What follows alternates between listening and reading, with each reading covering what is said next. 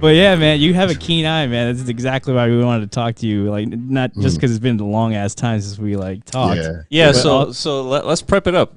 So essentially, we're not even no intro. Just All right, my bad. No, I'm saying like because we interviewed you maybe it was about a year ago.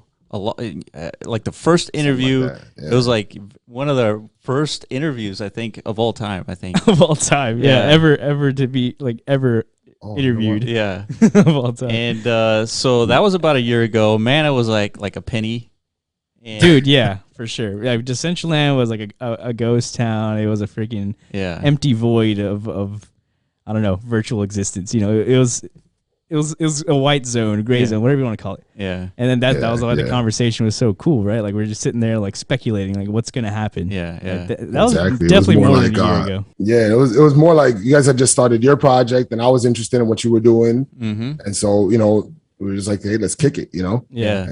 And then we started together the Decentraland Roundtable, which was awesome. This was like, I don't know, the five of us just getting together in Decentraland just to have a chat.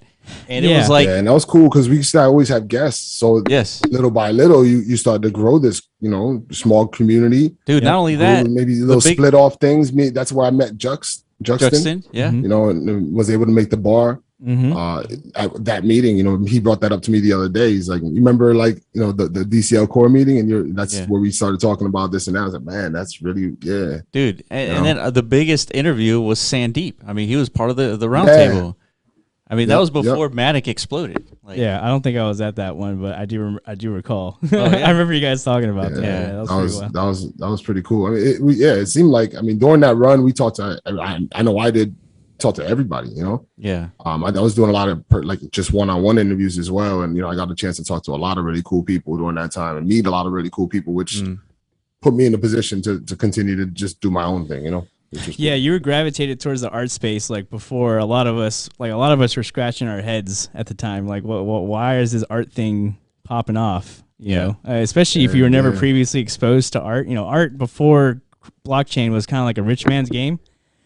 So I guess it didn't make sense to a lot of people, but to you, it definitely clicked like right away. Yeah, it probably had a lot to do with like doing interviews with Cody. You know, You're like spending the time already. You know, so you're understanding that shit. And then like, Steve Wan was just like, Steve was like, go buy art right now. So he knows, like, so. People could just tap in, I guess. Like, I don't know what it is you're looking for, like when these like these new like paradigm shifting, like I don't know, like these zeitgeist shifting I don't know, additions, like new features of life, I guess. I don't know what you call it, man. Just new stuff. Like because there's new stuff happening all the time. So how do you distinguish like what is it that's gonna really take off, right? And I think you definitely developed a keen eye for it.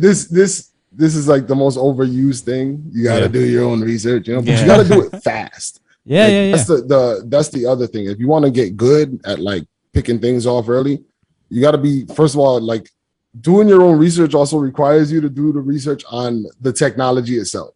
So know what works, what doesn't work, why those things work, what's the new whatever, you know. So then you're not foreign to the language they're going to be using in the papers that you're going to be reading. You know, so when you go in and read somebody's white paper or whatever their plan is, game plan, roadmap, whatever, you know, first of all, you want to be able to like quantify that information fast because these markets are going up and then the prices can go crazy, you know, if people know what they're buying. So then you can take advantage of that same dynamic as well if you know what you're doing, you know. For sure. That's basically, you know, where it starts, I guess. You know? So the crazy thing happening right now is the PFP projects, right? The 10K projects. So I guess like how did it all this spawn? I mean, I think it started really with crypto. Started with punks. It started with punks. And then me bit. So I swung and missed on punks, bits, and Bay-C. I missed on all those. It was presented those like you should do this, and I was like, nah, man, I'm too cool for that. Sorry. Learned my lesson. And then started paying a lot more attention. Started to understand what they would be, what they could be, and now I have even maybe like a more broader vision of understanding. Like, I mean, if you guys need devs around here, that's a pretty good way to get them. You know, you know, they're raising a lot of money for themselves. They're interested in the technology. Now they're here. So whether it's whether it was like pretty, you know, the way it was set up, at least there's devs here. We wanted devs here last year, you know, and we always said it wasn't going to get here with no for free. You know, they got other options. So, you know, they found themselves an option, and I found an interview today that Rio put me onto actually with the founder of the Chicken Project, Chicken Derby. And he was talking about that, like, you know, the recognition that devs were getting for doing these things. And it's like attractive, you know, it's like, hold on, I want to be a rock star too. I can do some stuff, you know? And that's very important for us because it's going to be devs. It's going to be the main occupation around here. If you want to get, you know, get into occupation world for sure. When you say devs, do you mean like any kind of specific kind of dev? Like could you consider who are coding? So people who are mainly coding or that can, you know, game design essentially. This is going to be a big thing moving forward. For instance, like you can, with the way things are now, like you have these things, all these programs can talk to each other. All these different, the profile pic programs could talk to the games, so they could become avatars within the games. All this stuff is no problem. It's just an agreement, really. You know, the two companies to work together, or even the guy said like opening up an API. You know, so you have a game. It's like, okay, the avatar is going to be, they're going to look like this, you know, fit on this parameter. I'm going to put out an API so you can, you know, import your avatars onto this, and you know, that can be a thing. You know, so it's like understanding that those are possibilities. You're not just looking at a simple picture with, you know, different traits and rarities.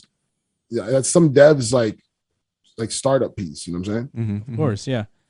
So when looking at these projects, how deep do you go in terms of the research? Are a lot of these projects that you're looking at, are they the team? Does the team dox themselves? Do we know who they are, or are this largely anonymous? That's been depending on each project. Has been its own circus when it comes to that. Okay, but at the same time, there's multiple factors, man. Sometimes it's just momentum. Yeah, I agree. There was a project. We all know this project that came out as the Bulls thing. Astro Friends. The name of it. There you go. Yeah. So these guys dropped this project, and wasn't a lot of heat in the beginning. You know. Yeah. I bought a couple in the beginning. It wasn't a lot of heat, and then we crossed over 50%, and they were gone within an hour. Yeah. You know, so we crossed that 5,000 minted. Yeah. You know, and then next thing you know, they're gone. Like I looked up and Yeah. You know? I guess so momentum's a big thing, like when it comes to, you know, about which things that, you know, sometimes I see some serious momentum, and you know, and in this market you're gonna lose some money. That's another thing. Don't be scared, or you can't be scared if you want to really make some money. So you know, you're gonna drop some, you know, if you will. You're gonna swing and miss. Yeah, one thing I've definitely noticed is like everyone who's kind of likes to speculate in this market, I mean, for sure they're looking for the next big thing, right? Because you can only do so many of these that you know, where it's only focused on the art. So I'm starting to notice like these roadmaps starting to be incorporated into all these projects, right? And it's like, whoa, like what's happening here, man? It feels very like reminiscent to like early like ICOs, IDO Mania type thing. You know, it's funny. You know what I mean? A friend of mine was explaining to me private equity, like when people go and reach out to VCs to get equity for their company to get started. Yeah. And this looks a lot like that, but just more of like a crowdfunding, open source kind of funded way. We're not looking for VCs. We're just looking for a group of people that can put this much money together to get this person project started and going. Like I said, I think in the beginning, it might look a certain way, like, these people are like up for a money grab. But then when you dig into, you know, some of these characters, many of them aren't. Many of them didn't take the time to do what they did. To do such a, like, you know, I don't know how to explain. Like if you weren't, like if you put a project together like that and you're not trying to do something with it, it's like, why'd you spend all that effort? Why'd you spend that time? You shouldn't even spend the weekend doing that. You know, you could have done something else. Yeah. You know? So how do you think they're coming up with these 10K projects? Like, is it, do they talk about procedurally generated? Is it manually done? So, yeah, some of them are procedurally generated. So a lot of them are, they reach out to the artists, and then lately it's been a lot of that. Like, they reach out to the artists, have the artist create the traits, and then procedurally have them, position, fix, the traits. Yeah. Okay. Is this like an open source like engine that all these project founders use, or is this like a secret sauce that like nobody wants to disclose? Like, no. So there's people that have open source projects, and that that people retrieve the code from that, and then kind of like I don't know, work with it. I am not that deep. That's interesting because a lot of the projects look alike. Like, for example, Astro Friends, like their website and their roadmap is starting to look like a lot of websites and roadmaps. I mean, very, very similar in the sense that the roadmap has a lot of the same things, like a merch drop and then an airdrop, and then like a lot of the projects are either copying because each other. Honestly, when you really think about it, because a lot of these projects are generating a lot of money right away, and it's almost like something needs to be done. There needs to be something on the roadmap, right? Like, now it's expected. Honestly, that's kind of the way I feel about it. I agree. And like you said, it's a momentum thing. Like, you got to mimic what's successful in this space, like, or else you're taking much higher risk if you don't. Like, if you're going against the grain, then you're kind of like you're flipping a coin whether or not the market's going to pick up on it, right? It's a lot easier or a lot more safer bet to at least like be as close to like your previous competitor as possible, right? So that way the market doesn't have to like adjust so much and reacclimate to like this whole new idea, right? Also, NFTs is not a idea that's like lost on devs. People who code for real, like people who are 20 years in the game, they look at it like an interesting thing. It'd be cool to work on, and it's not worth their time right now. Dudes dudes are making good money doing what they do. They don't need to be here. A lot of what we need is younger people who are looking to kind of trailblaze, Totally. And that's what we're getting. And you see that with the 12-year-old kid, Benyanin, who put out that project, the Whales project. His kid's 12 years old. He got interested. He got into here. I mean, we're welcoming him with open arms, because I'm like, we need more that. Yeah, this is what will be the future of blockchain, because the old guys have jobs. Yeah, you know what I'm saying? Yeah. So you found out like that story was legit, right? Like, that was wild. 12-year-old kid for real. It wasn't. That was a whole day out of my life. 24 hours with no sleep. That was. I remember, dude. I remember you pinging the channel. I was like, "What is going on, man?" Like, it sounds like so crazy drama. If anybody, that doesn't understand what happened, like this 12-year-old kid puts out a project. A kid named Benyanin, and he puts out this very long, like, I call it like 12 tweet thread, like a thread, yeah. And it's very like professional looking. Yep. And saying how he made the project. Yeah. And so people kind of went crazy for this at first. I jumped in. I was like, I should mint some, and I didn't mint any, but I did grab some off the market. And then time later on in the day went on, and then people on Twitter started talking about that it wasn't the kid's project, and somebody helped them, like a lot. And it could be a catfish, and you guys are falling for a scam. And it started getting real savage on Twitter. Yeah. And it was, I remember at one point in the evening, so I'm like, I was here actually playing VR with a friend. Like, I was just playing a game. And I remember taking the thing off, and I looked at the market, and I said, oh man, I might have made a mistake. Like, it was like, oh no. Because the prices were falling like 90%. People were just selling their things off because they were hearing these rumors that it was a complete scam. Oh wow. And I don't just sell things off. I don't care. I think I just die in my wallet. I don't care. I'm more likely to send it to a burn wallet than to sell it at a loss. I don't do it. So, I'm watching this thing die, and it got to a certain point. I was like, I'll take a bet. It's so low. I bought another one, because I was like, it was so low at that point. Yeah. And then it started kind of getting like, the talk on Twitter started to be like, what if he's not what if it's not a scam? Like, we're all just assuming we're like, the pitchforks and like the torches were out. It was just like crypto Twitter was going crazy. Yeah. NFT Twitter, Yeah. And we've seen it all before. This is not like how do you call it? It's nothing. I don't care. Everybody, you guys know me well. I don't care about nothing. Like, I'm not here getting money, so I'm not here like worried about the way you do it. I'm going to do it my way. Yeah. So, but we were hearing this kind of rumor, like not this rumor, but the thought kind of went out there. Like, what if it was a kid? You don't know that 100%. So, yeah, because the claim is that the thread was so masterfully like built that was like, there's no way a 12-year-old kid can like do this level of like marketing. Yeah, it had all the right like hashtags, right? And like everything it was so perfectly sculpted. So I understand. Well. Yeah. So then they went into Discord, right? In a live Discord conversation. Well, no. First thing that happened was the kid woke up. And so it's like 5:45 in the morning UK time. The kid wakes up and he's like tweets out kind of like, "Hey, I got all these DMs and I did make this project." And he did another one of those threads. And then what he said, he's gonna come out with a video soon. And then it was funny because he was like, "Yeah, I can't make a video right now, and like my family's sleeping." Yeah, you know what I mean? Like, I'm 12, you know. So I remember started thinking it was more real then, and then we're still in the Discord, kind of chatting and whatever. Yeah. And that night we actually went into the Discord that he was chatting in, and people had spoke with the mod there, and he kind of eased a lot of people because he was like, I did talk to the kid, the mod there's name is V, and he was like, he was like, I spoke to him, he's like, I don't really have much more information for you because everybody was in there like, they're like, where's the kid? I wouldn't put it past them, dude, especially if you're losing like crypto Twitter. Yeah, especially that's like but you rug pulling of a rug pull. I invest in all kinds of junk too. I'm not chasing nobody down. If I lose it, I did it to myself, so if you feel that way, then you're doing it the wrong way in the first place, in my opinion. You know what I mean, whatever, cuss me out about it, I don't care. Yeah, I mean, ultimately, it's going back to the developer conversation that you brought up earlier. Is that this is a very good way to come up with like a lot of cash to build a project. Yeah, startup capital, pretty much. Yeah, startup capital, and so there's an opportunity for people to take advantage, but it's also a good opportunity to actually build a project. Yeah.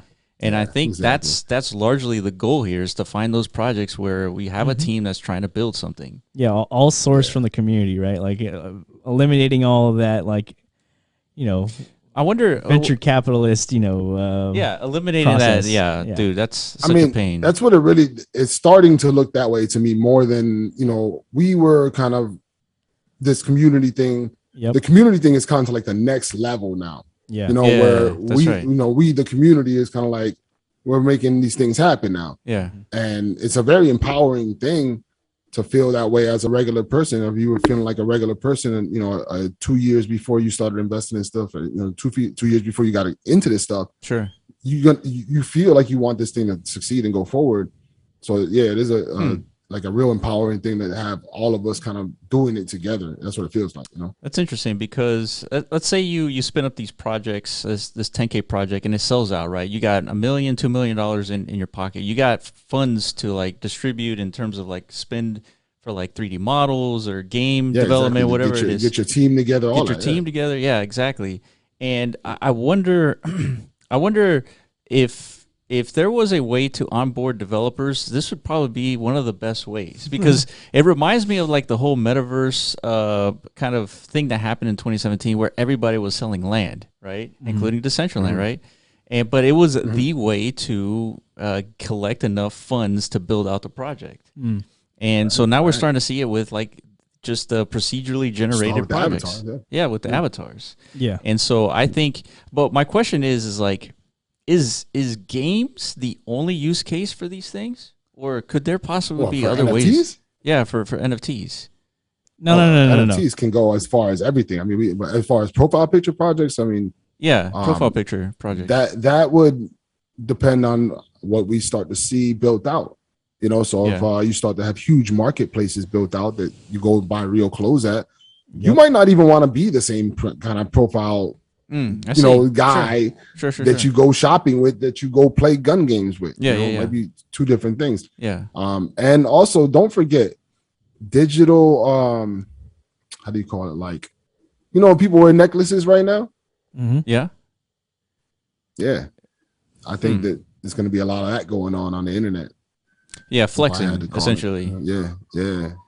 Dang. Okay. So I wonder, these procedural projects, I think if you build the right engine, I mean, you could just like spin these up. I mean, just because a lot of what's the only way, if you map out how much it takes for an artist to build like one, profile pic, and then you multiply that by 10,000. It's not really sustainable, right? It's not. No, I mean, I don't think that I don't think this thing is gonna continue like forever. You know, it's like you said, it's the IPO. Yeah. Those IPOs did 1000x, and then some of them went away. Yep. Yeah. That's true. Man, if you were there for it, it was great. If you weren't, then and like. But then they end up coming. Money. Like nobody cares. Yeah. It's not. This is not like some sort of like. I never try to find a moral high ground. I just try to find what's going on and where's the percentage? I don't care. But you know what? But I think the procedural generated projects, they do have staying power, because I do think it's like one of the better ways to cultivate a community pretty quickly. That's true though. I mean, you have all these people that like when you get into these discords. I mean, I don't know if you've been in there. But man, when you get in there, the veracity, like the energy in there is up, man, and it's fun. I'm like in a few, and I'm having a blast. It's cool. Yeah, I think it's gonna be. It's like goes back to the DeFi. Remember when we first discovered DeFi and we saw like SushiSwap doing like 1,000%? Yep. And we're like, dude, there's no way this is sustainable. And all of a sudden, it just explodes. Now everybody's doing. It's like the only sustainable thing. Exactly right. and so I think I try not to use my brain, man. Like using your brain too much is no good in this industry. That's part of our fault. I mean, we keep thinking with our brains too much when it comes to these things. We see like these frog projects. The buy button's right there. That's how it works. Yeah, right. Just push the button. All you got to do is push the button. Yeah. But yeah, I do think like this is going to be one of those things. We can't make the same mistake that we saw with sushi, right? We can't do that. So it's just like, what is the next step for these types of projects? And I think the next step is like we were talking about, that there's going to be a roadmap, and then there's going to be like milestones hit. It's like, once these projects and these teams like start hitting these milestones, it's like, okay, now it's becoming like a full-on project. And then what's going to happen next. ERC20s, they're going to have an entire ecosystem attached to these profile pics. Yep. And all of a sudden, it is completely sustainable. You got projects and communities sustained by these like profile pic projects. I mean, you basically like transition into like what Axie's achieved, right? Yes. Like that's like that's end game, I think, for these PFP projects is. Because Axie kind of started. Go ahead, I think Franky. that Axie and games like Axie are going to literally topple the game community, like the gaming industry. Yeah. They got to do something. I was talking to I was playing PUBG like 20 minutes ago. Yeah. With one of my Pixel Busted homies, and I was like, "Yo, what's gonna happen? How toxic is the landscape gonna be in regular gaming?" After everybody's playing when there's money on the line, or what? Yeah. Well, no, like the other way around. When people are playing to earn, and there's these communities, and the energy is actually more positive. And you got the regular gaming community. I'm talking about the business people, the owners, the EA people. Like not that they're gonna go out of business, but they're gonna have to hit a pivot step soon. Oh, I see. 100%. I think once the gamers start demanding crypto, just because there's so many projects out there where you play to earn, EA and all these like big fish are gonna have to adjust. Because you gotta remember, like I've been a gamer like for my whole life, right? Yep. And we, up until recent, actually, especially most of my guys, up until recent, we used to spend all that money on all those games. Now it's like, I better have a lot of extra money to buy, whatever game and buy the stuff for it. Yep. Because we're exposed to this now. Your mental doesn't let you go back and spend $250 on Ultimate Team. Yeah. Like I'd rather buy $150 NFT and figure it out, see what happens. Maybe I can buy a whole nother, system next year, whatever, Yeah. I think blockchain is definitely going to take over the entire gaming industry. I think every single game is going to have some element of blockchain, whether it's an ERC20 or token or NFT, whatever it is. I think it's going to have that. I heard a rumor a while back, and I don't know if this is true, but it's just the concept, right? Like Grand Theft Auto 6 supposed to come out, and it was supposed to like span decades. Oh shit, I did hear that too. Right? Yeah. So imagine this, like, and I don't know if I actually doubt this would happen, but they're supposed to make the cars, like let's say you start in the 70s and your car is a 1978, looks like a Mustang or something, Sure. And then as you move into the next update, let's say that's 6 months down the road, a year down the road, now you're in the 80s, those cars don't exist anymore. And if they were NFTs, guys. Yeah. Dude. So wait, that'd be huge. So hold on, this is like confirmed. Like GTA wants to. No. This is what I'm saying. I just said it's a wild rumor that I heard. And I'm going okay, but I heard it too. I gotta clear that up real quick.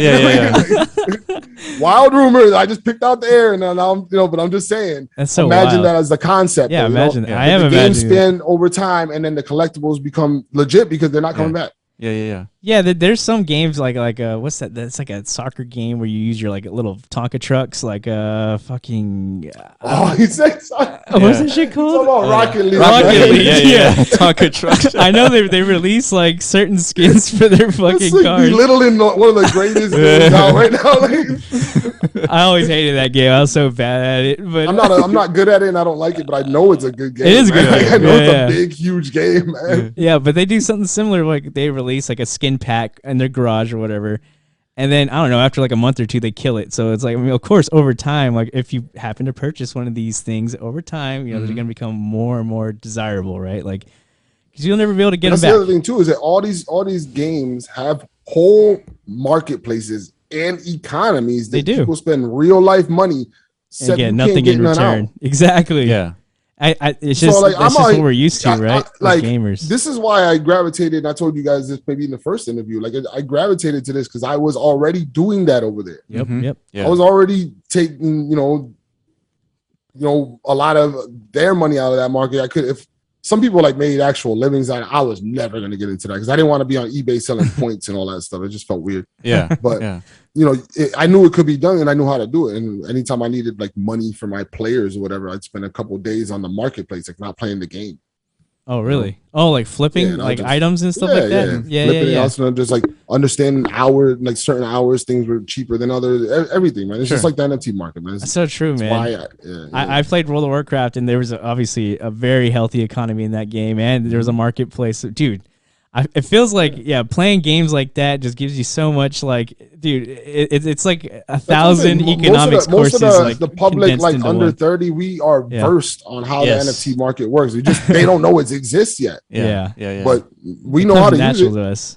So going back to GTA 6 though, I think that company seems like they would be like game about NFTs. They would be down. Like me too, man. I do, but I've not heard them say those three letters in consecutive order. Yeah, I have not heard anything from Rockstar, anything like that. No rumors, no nothing. Yeah. But just it would make sense. It just would make so much sense. Dude, I totally agree. I think it makes so much sense because think about it. If the developer comes out with these NFTs and perpetually they have royalties forever, when people trade them, I mean, they're continuously making money from, let's say, in the future, it's a 20-year-old game, but all of a sudden, these things are going for $1 million. Mm-hmm. And the last GTA was, GTA 5, what was that done? Was that done in 2013? It was a while ago. Is that making an 8-year-old game? 8-year-old game that people still play. $1 billion a year off of that thing? Yeah, dude. Yeah. It's crazy.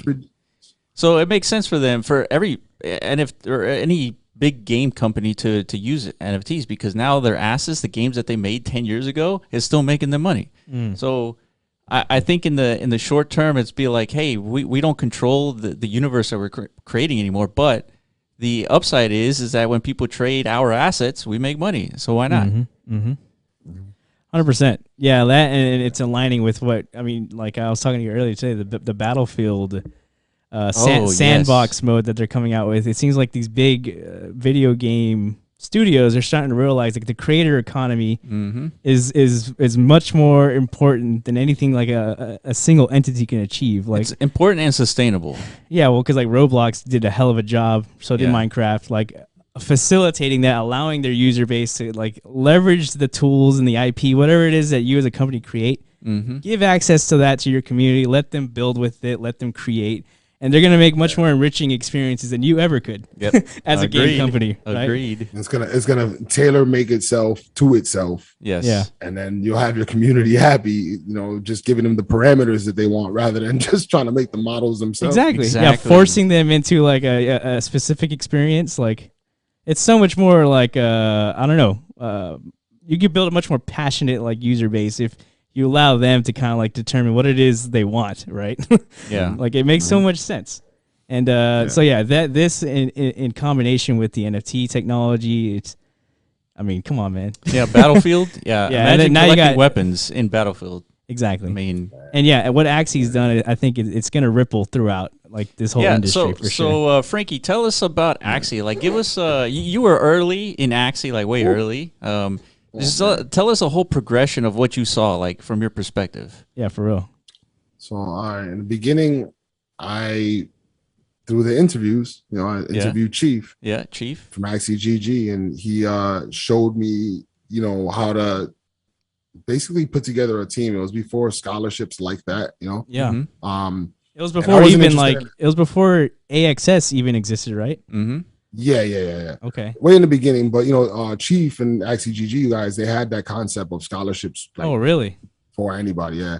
So like, he was explaining that concept to me, but I just really wanted to help my friends out who I play video games with every day, going through this whole process. So they knew about me in crypto and stuff like that, and they weren't in, and I wanted them at least a little bit in. Yeah. So I went through and I got some Axies and I got them all started, and we all started kind of breeding and playing the game. And last summer I would say it was like a lot about, we put the tournament together, so it was a lot about playing the game, and that was really good for us. We got to learn it, learn the intricacies and all that stuff. Even short times I was top of the charts, and I think everybody on my team played the top of the chart at one point.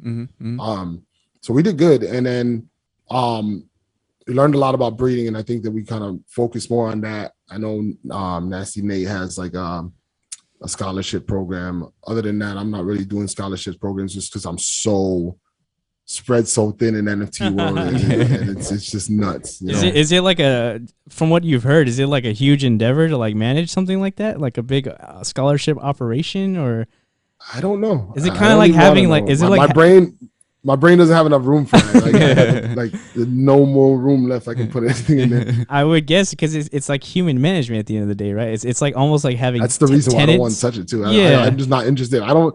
As long as I don't have to deal with people, I think I'm going to continue to do that. Yeah. Hell yeah. I feel that for sure. Yeah, and I feel like it's a little bit more manual too, because when your team is winning, you still have to pay them out. So it's like a manual process. True. The payouts, which. Yeah. I deal with that all the time. As a pain in the ass. You got to imagine that they're going to build something soon, website or a piece of their website that makes this a very easy streamlined process. Hopefully a process that people don't have to meet each other like in any kind of way. You can just hit the button. You're renting from me. Whatever. Yeah, you would think smart contracts are perfect for this.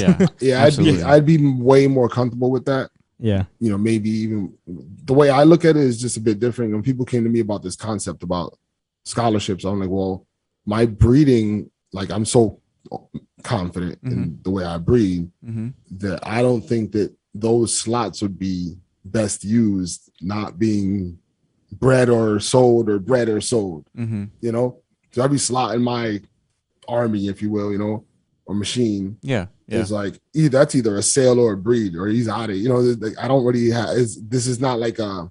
So when you come up with an Axie, doing it that way, yeah. So when you come up with an Axie, you automatically knows like, hey, this is good for battling, or this is good for breeding, or this is good for selling. Like you pretty much know. I think that depends, and it depends on the updates. Every few months, like any game should, you update some of the moves, so nobody's just crushing it. Like over the first summer, I was selling perfect birds like for twice and 3 times as much money as my friends were selling their breeds for. Now, Marcus he's selling the fish breed, the aqua breeds, for way more than I can sell my plant breeds now, and I've sold out of my birds.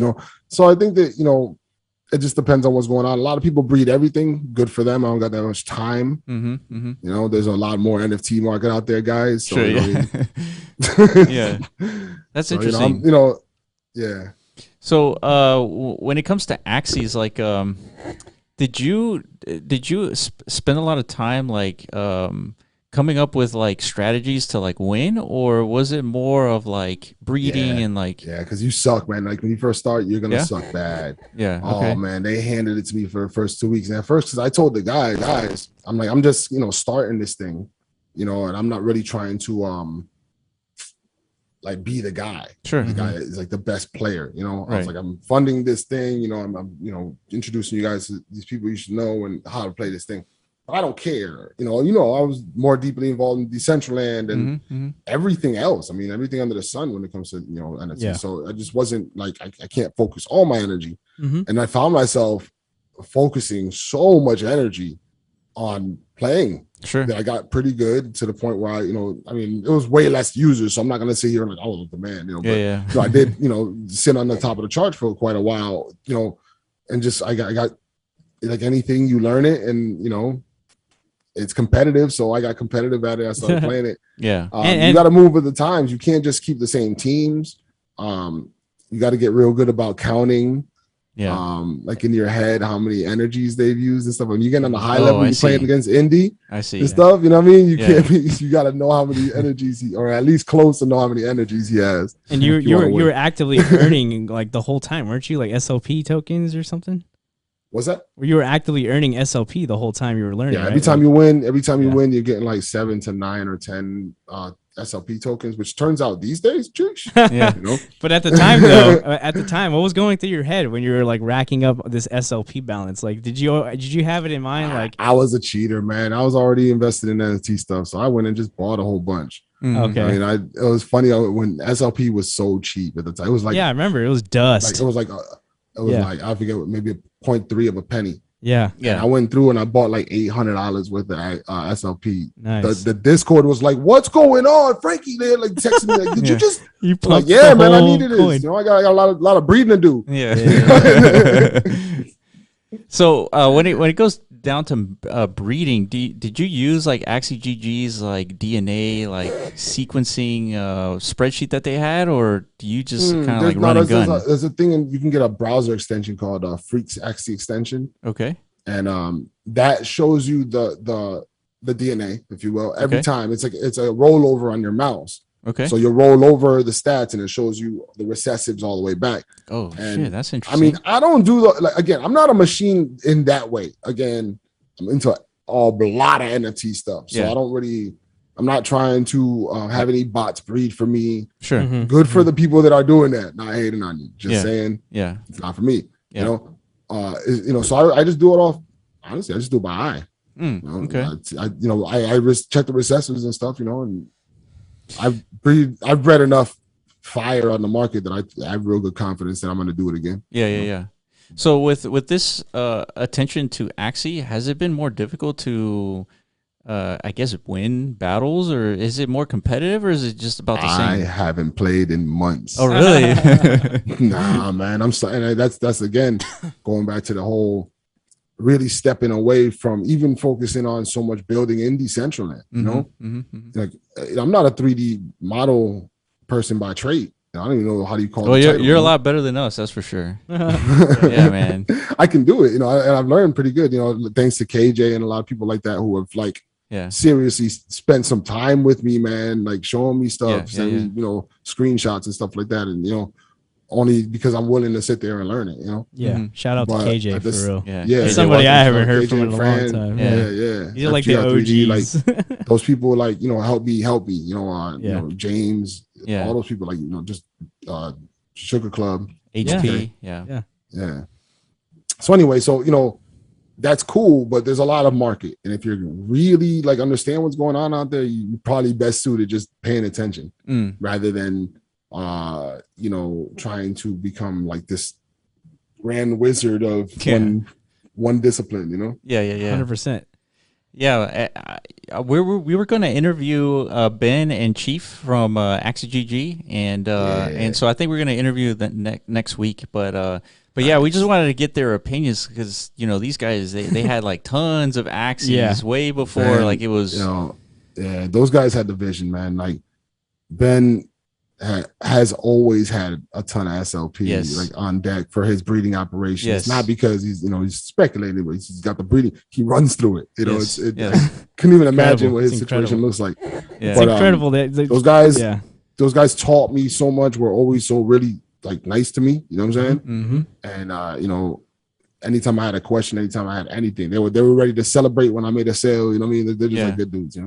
Yeah, those guys are awesome. Yeah, because now with like Axie being like we looked up the market cap's $2.4 billion. It's like bigger than Decentraland. Like Yeah, it's wild, dude. It is wild. Yeah, I always think back to that original interview with Ben and like him showing us his little. He had like an apparatus in his drawer, It was like the weirdest thing I've ever seen anybody pull out and present to me. Yeah. But immediately I knew, like, dude, this guy's like, he's on another level, like of like thought plane. Yeah. But now this whole, and then him explaining immediately after that this whole like genetic engineering thing he had going on with these Axies. Him talking about his organization holds like a significant supply of the Axie population. I was like, whoa.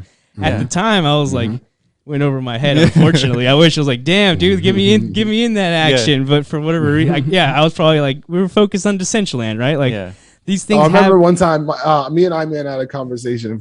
I think it was private. I don't think it was on air. Yeah. And you said you were asking us people like what we were like invested in, and I said, man, I've got so many NFTs, and the look on I-Man's face was like he just felt so bad for me, and he's like, oh man, this kid's gonna be broke next year. Yeah, man, it's true, man. It's tough because it's hard, because there's so many opportunities to miss in the NFT space. Yeah. And like you can't just like make a single bet. Can't get it all. You can't go all in on any one project. And it's true, man. No, I'm saying, and you can't get it all. You can't, like, if you spend any time thinking about a project that you didn't get in on, you're gonna be shooting yourself in the foot. That's you know, true. like I didn't get CryptoPunks. I could have got CryptoPunks 0.75. You didn't get it. Yeah. Basically, could have got that. And Minting didn't do it. A lot of stuff. Listen, man, you miss some, you win some, you lose some, it is what it is. I had Mystic plushies, sold those off. I had land, sold that off. Yeah. And you get some, you lose them. I didn't do bad things with the money to, I don't have like a big, nice car or something. You know what I'm saying? Sure. So you just, if you understand the game, just as long as you're still in the game and have some sort of buying power, you should be all right. Yeah. So one of the things that we wanted to talk about today is just going back to the metaverse, and obviously we're all big in Decentraland, and we used to have weekly conversations in Decentraland. And right. After a year later, there hasn't been that many competitors, right? There hasn't been like new entries as into the metaverse space. Well, the thing is going on in Decentraland now, which I do like, is like the communities now. Yeah, you got communities wanting to hang out there. Yep. Yes. Yeah. People actually want to be users. None of us wanted to be users. Yeah. Be real. That's true. We all wanted to rule the world. We were all like, all right, cool. This is my part of the world that I'm getting ready to take over with. So I think that you have the next levels. You have I still want to do certain things with my other pieces of land, because I have, other pieces that aren't. I want to keep the bar there. But absolutely. Other pieces I want to do other things with. And yeah, man, we have a different perspective. I think some of them. Your bar is one of the most popular places in Decentraland. It's like the bar, and then it's like the casino. Like those are Wonder Mine, and Wonder Zone too. It's fully stacked. Yeah, 24/7. That's true. If I want to show off a wearable, I just walk it through them. Yeah. It's so interesting too. Like, what is your hunch why Wonder Zone is so gravitating to like users? Is it because they've hit like a critical mass? There's nothing to it, and you can just kind of mine away and talk with people about Decentraland. It does exactly what they made it to do. Sure. And as that game hopefully progresses and you can start to build the axes and all that stuff, you're gonna start to get a lot more attention once you start to be able to upgrade and do all the things that they're looking to do. But I think what I would imagine, I don't know this, but I'd imagine they want those assets to be NFTs. They want 100%, the things to be NFTs. They want all the assets in that game to be NFTs. And I believe if I was them, I'd wait as well for that until that moment is right, because they've got momentum. We want to talk about momentum. That team's got they have a community, right? They have people already like familiarized and like pretty much trained to go through like this grinding process. Yeah, full time. So it's all you gotta do full time. Yeah, all you gotta do is inject a little bit of play to earn economics within that game system, and oof. I think it's already basically in their like it is design structure. Yeah, their design. It's just in the design, but it just needs to be implemented, because again, I think they would need to have game assets that are NFTs, and I don't know in Decentraland how ready we are for that. Yeah, true. That's true. I guess you guys would know better than me actually on that one. Yeah, I mean, that's definitely like aligned with what it is we're trying to bring to Decentraland for sure, because we think that is a big thing missing from it, and a huge use case for the platform itself. You know, I mean, yeah. So I had a question for you, Franky, in terms of like the play to earn, and then why Axie is so successful. Do you think Axie's success, it really comes from the fact that players, when they play, they earn, and can we transfer that concept into Decentraland in a way where Wonder Zone, like, you know, Ethermon, I think that every game company, period, should study what Axie did. Whatever they did in the inner workings of their economics, it's magic. Yeah. You know what I'm saying? Is it because well, I guess I haven't played Axie, but is it a simple game to like pick up, or is it like something that's like surface level simple, but it's deep? It's that. It's deep. Okay. Yeah, it's like it's surface simple, but it's deep. Like anybody who really hasn't been playing Axie like that, I can probably kick their ass. Yeah. But if you like had some pretty good Axies and didn't know the game, you might have a chance still. You know, sure. It's kind of a thing like that. But you know, I've beat people who would beat me 99 out of 100 times, but I got that one time, you know? yeah. So, you know, it happens. Yeah, that's interesting because, you know, when it comes to like Decentraland, these different metaverses, there's limitations, right? There's certain things you can do and there's certain things you can't do.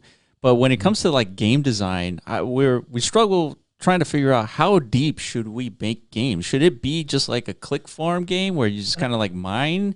Or is it something a little bit deeper? Yeah, if you would have asked me about Decentraland, you know, you want to use, if you're whatever platform you're using, you want to make it like enjoyable experience. So you just want it to work.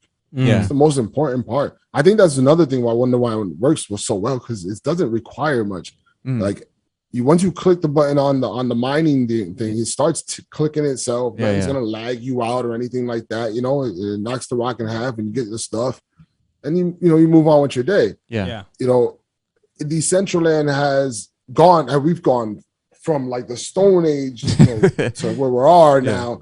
But at the same time, it's still not ready for like live gaming, like, you know, with like reactionary things and stuff like that. You guys have seen so many, you know, you guys have pushed the envelope on that so far already. Yeah. You know, I 100% think that the best game that comes out of Decentraland is like a Farmville type, you know, that kind of, that's DeFi, you know, incorporated. Like I said this from, I think we have interviews talking about this back in the day. Like, you know, if you had some sort of DeFi element built into, you know, where you were gaining NFTs by being on the land or by, you know, doing a practice on the land, 100% money. Yeah. You know?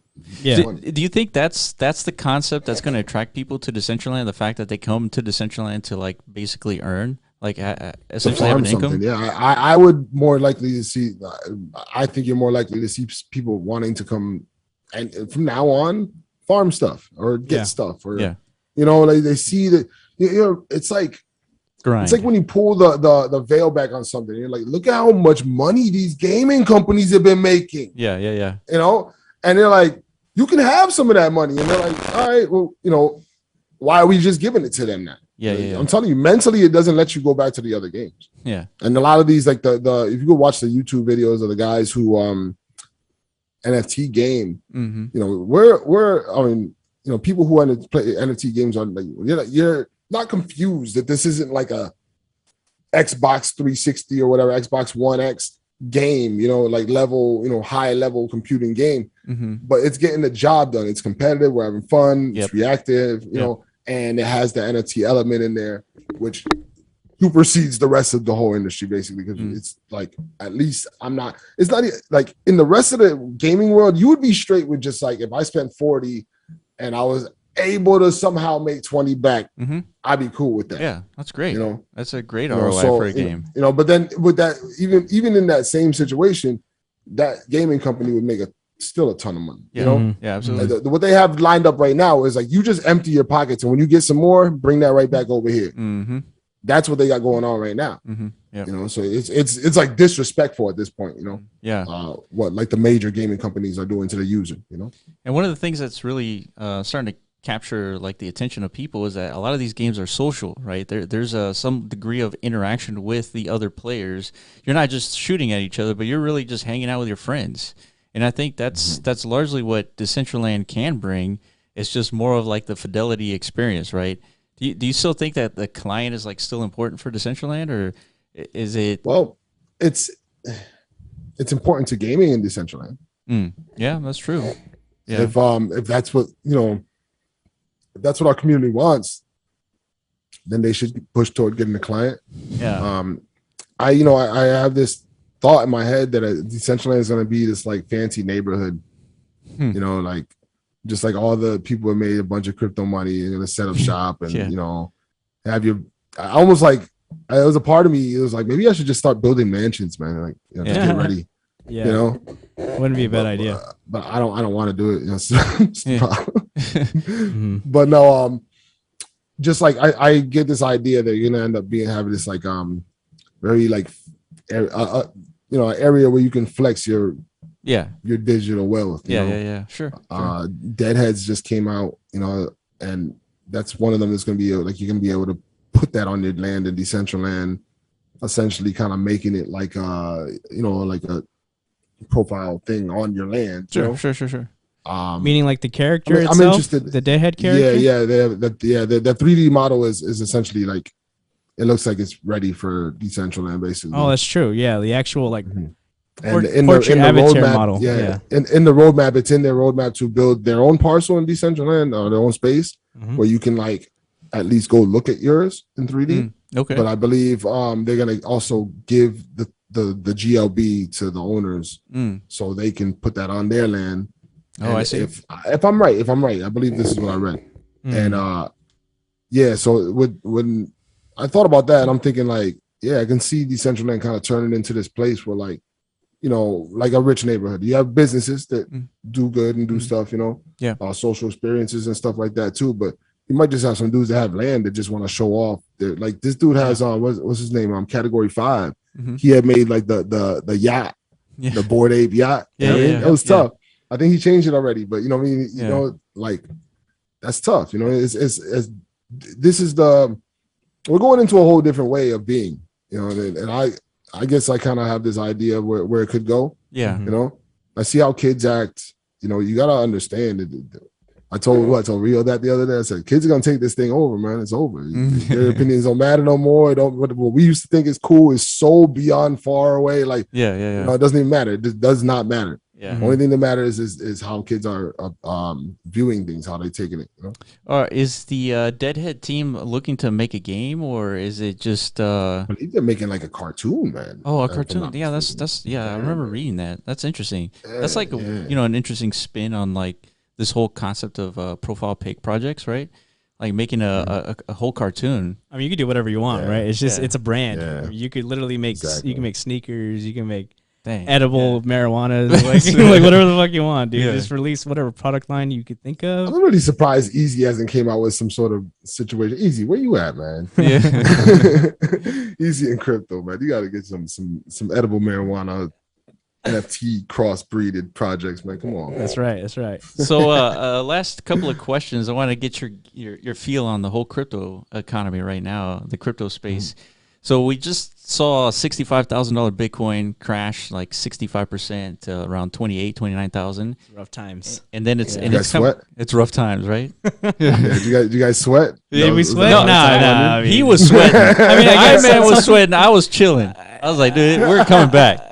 I definitely still have my, I don't even know, dude. I've been in this space for too damn long to be sweating still. It just doesn't leave for whatever reason. I don't know. That's my negative side. Yeah, but Iron Man does take a look at the whole macroeconomics. He is concerned about like the entire like monetary space versus just like crypto. That's true. Yeah. So I've noticed there are like correlations between what's going on in the traditional markets and the fact that it's pegged up by a lot of like nonsensical things, not like actual fundamental growth. And the fact that crypto's going along with it side by side.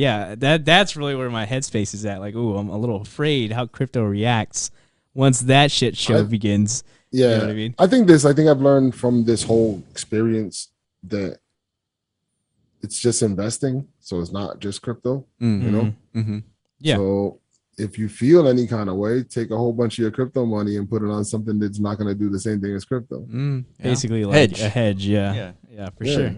Yeah, that's a good point. If you would gold brick, I mean, you feel a lot better with a gold brick sitting under that chair right there. Yeah, right, man. Some gold bricks. Like crypto's going crazy, but I got this here gold brick right under my chair. I'm all right, man. Yeah, I'm stocking up on canned goods. And some chickens. That's a wild hedge, man. Yeah. So SpaghettiOs. What's your prediction for the end of the year? Do you think we're going to see that 6-figure Bitcoin, or are you following the moon math? I mean, I think we all. I've been kind of with Will on the moon math. Yeah, there you go. Yeah. Here's the thing. I had this thought today.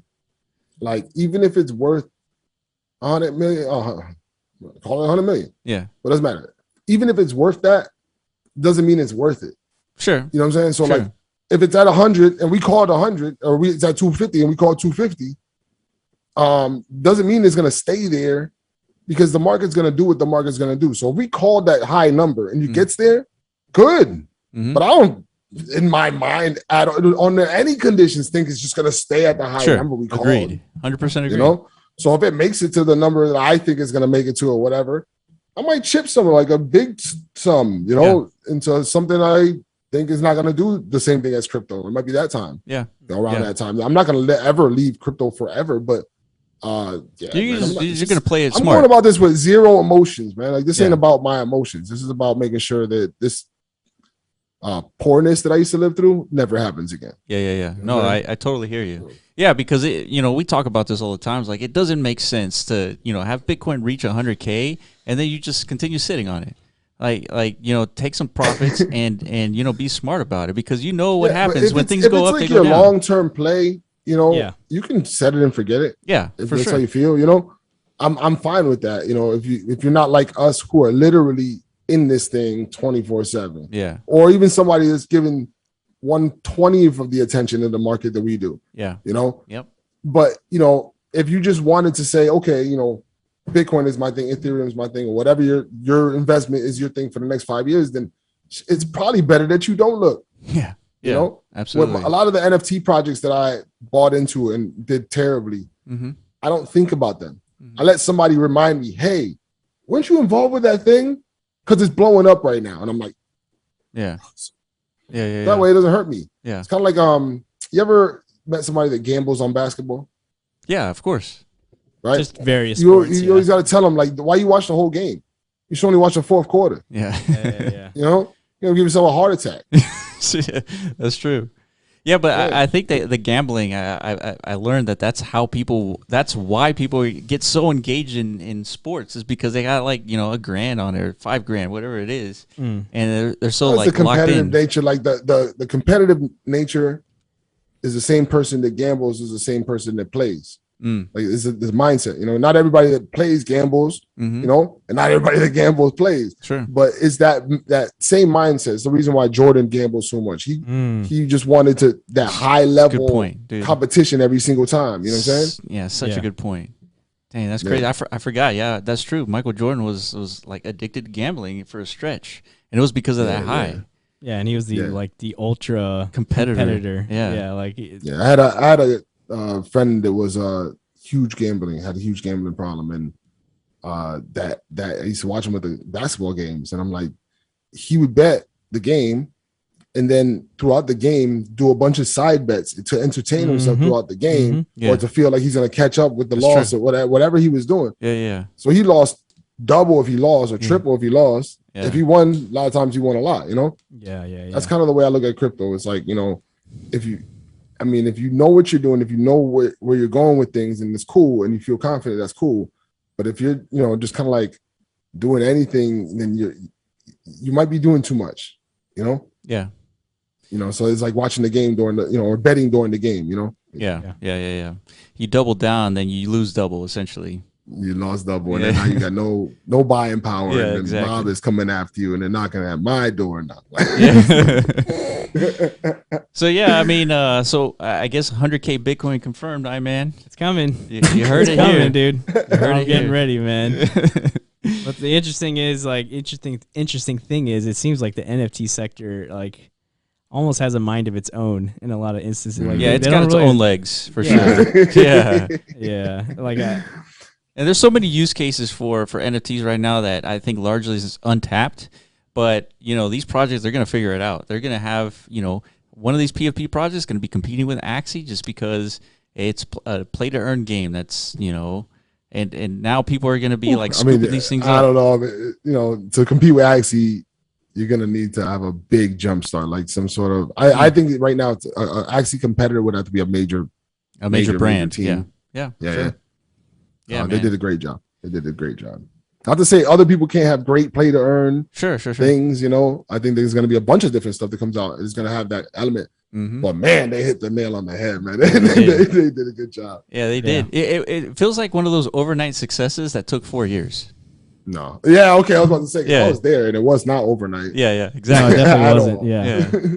Yeah, I mean, they started out like humbly, like you know, most big successful projects. I think I bought my first Axies for like $7. Yeah. Dang. That's, yeah, exactly. Yeah. And so now the floor is like $250, right? Yeah, stuff like that. Yeah. Damn. That's unreal. Yeah. That's so wild. How come the prices of the Axies keep going up? Like, isn't the supply also increasing? Because people keep breeding and breeding and breeding, right? We're still taking on a ridiculous amount of users. Okay, this is just like... there's more. Every time I think that every time I think that we've oversaturated the market, like we got. So I always watch the number of Axies on the market, right? So we got to like 100,000 Axies on the market. I was like, that's too much, and the prices started coming down. Yeah. Okay. Yeah. Within 2 days, we sold 20,000 of those, and that's just like with Axies also being replenished onto the market. So I'm like, now we're at 82. I'm like, all right, looks like we have a lot of users, a lot more users than I thought. Yeah. Okay. Yeah. Yeah, and I guess the thing is like, there's a lot of users still out there, so yeah, there's no reason. Oh, that was somebody. I think a Coin Bureau had put out a video about Axie recently, and he mentioned like of the like hundreds of millions, and my head was like bleeding after I heard that. I was just like, oh my god, I can't even imagine what it's gonna look like with 100 million people on it. Shit. Yeah, I think I couldn't imagine that we had 500,000. Like when we were at, I don't even know how many people used to play the game when I was involved. 3,000, you know? Yeah. Yeah, I remember those days, man. And then just recently, I think it was, I don't know, Maddie's tweeters. I saw somewhere that Axie in the last 30 days, their volume was like $500 million. I was like, what the hell? It's just doing $30 million a day. You know? No big deal, right? Shit. Yeah, it's kind of wild, man. It's intense. Yeah, they like trumped all of DeFi basically. Yeah, which is wild. By miles. GameFi, dude. I that's think, the future. But we called that. I mean, why do you think I got involved for it? We called gaming as the DeFi thing a long time ago. Whether it was going to be you guys or somebody else, somebody was going to do it. You know. Yep. No, I totally agree. I mean, it's you know, I keep thinking back to like Maddie's tweet. He says that, you know, right now Axie is dominating DeFi, and you look at DeFi space, it's so dry. It's so boring. Like it always was boring. It always was, but it was profitable at a certain point in time because it was the degen activity to do. Yeah. But yeah, like gaming adds like a whole new like interface layer to that same degen gamification. It's gamification, You're gaming it. I think a lot of those DeFi projects could find a little home over here if they wanted to, you know, play ball. Dude, totally. That's such Or they can find a home in the garbage. Yeah. Dang, that's such a good idea. Imagine a DeFi project gamifies like. I 100%. I mean, I thought that was where I thought that's what they were doing. I had got. I don't know. I bought a coin one time. I'm not even gonna say it. It was a coin. And they had this idea about, you know, DeFi and, you know, game stuff. Oh yeah, I told them, hey, I'm involved with you know, Decentraland and Radio Silence, and I was like, okay, cool. Like, you know, I'm gonna just go on, move on with my life, and that's when I sold it. I did that one at a loss. Yeah. Yeah, that happens, man. But yeah, no, I think that's a good idea. It's something I haven't thought about. It's like a DeFi project, like adding that gamification layer. And but yeah, no, thank you, Franky, for joining us, man. It's been an hour. It's always great talking to you. We need to do this more often. I'm always available to you. Yeah, no, absolutely. No, I appreciate your insight on things because you see a lot of stuff that we don't. Just because we have like, you know, a lot of things going on right now that we want to be like in this space, like as deep as we can go. And so we just like love everything that you're working on. I mean, you have so much built in Decentraland, like it's amazing. So just appreciate you, and hopefully we get to see you in New York, man. Are you going to the? Oh yeah, I'll be in New York. I told I'll agree. I'd leave the back door open for me. I'll sneak in there. The back door. Nice. I was like, I'm not interested in paying to get in. Yeah. So I'm gonna need like some back door to sneak me in the whale entrance, Yeah, we're thinking about going. So man, if we could leave the door open, we're gonna, So it's like, shit, man. No, he said I'm good. He said I got the whale card. I'm good. Nice. Yeah. All right, Franky, I appreciate it, man, and let's keep the conversation going. And yeah, appreciate you being here. Yeah, definitely. Thanks a lot, guys. Always a pleasure hanging out. All right, dude. Thanks. Later, man. Take it easy, guys.